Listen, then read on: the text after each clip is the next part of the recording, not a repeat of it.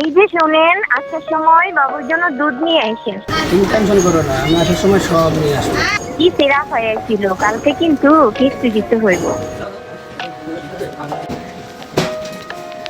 সুমন, দাঁড়াও। তুমি তো কিস্তিতে টাকা নিয়ে গাড়ি কিনছো, আমার আগের গাড়ির টাকা জমা কবে দেবে? গাড়ি চালাই, আস্তে আস্তে দিয়ে দিব মনে। আমি তো জানি তুমি সৎ ছেলে, তো তুমি আমার আস্তে আস্তে টাকাগুলো জমার সাথে দিয়ে দেবা।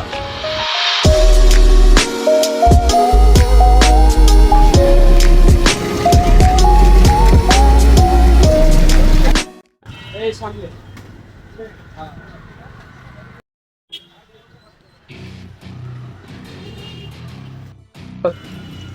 ভাই, তাড়াতাড়ি যাও, তাড়াতাড়ি যাও, আমার দেরি আছে তো।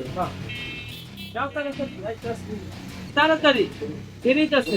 যাইতাছে তো আমার তাড়াতাড়ি, এটা তো অটো রিক্সা দিবেন না। এই না, যাও তাড়াতাড়ি, আমার দেরি আছে না। যাইতাছি তো, আপনারা অটোতে উঠলে সব তাড়াহুড়া বাইরে জায়গা না। কি অটোতে উঠলে কি, তাড়াতাড়ি যাও, ফাস্ট, আমার দেরি আছে তো।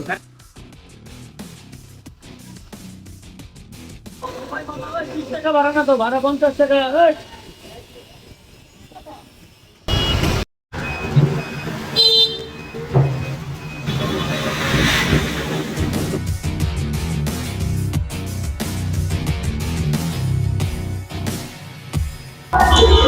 এই মামা যাবে?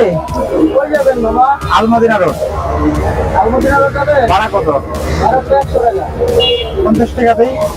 50 টাকা তো কম হয়ে যায় মামা। আচ্ছা যাও, দিব দিব না, আসলে। ভাড়া দেন 50 টাকা উপরে। ঠিক আছে, চলো।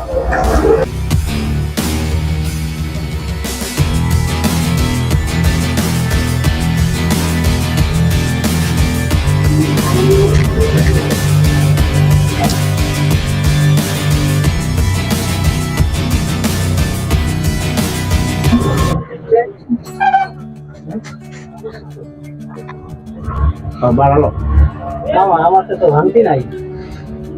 ভাঙতে নাই সত্যি? না, আমার তো ভাঙতি নেই। তাহলে দুটো জুস নিয়ে আসো, তোমার জন্য একটা, আমার জন্য একটা, দুটো জুস নিয়ে আসো, আনতে খেয়ে যাবে ইনশাল্লাহ।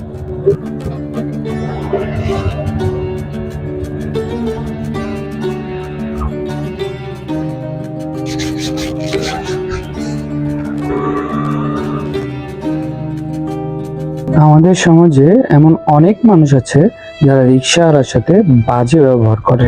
ওরে আল্লাহ রে, আমার অটো নিল কেডা? অটো কই ভাই? অটো নিল কে? এই মানুষগুলোর সাংসারিক চাপ, কিস্তির চাপেও বেঁচে থাকার লড়াই করে যায়। আল্লাহ রে, আমার অটো গেল কই? অটো গেল কই? শেষ অবলম্বনটুকু হারিয়ে যাওয়ার পর মানুষগুলো কেমন করে বাঁচে? চালক ভাইরা কারো কিছু দেওয়া খাবেন না, সে যতই বলুক না কেন, তাহলেই বাঁচবে আপনার সম্পদ, বাঁচবে আপনার পরিবার।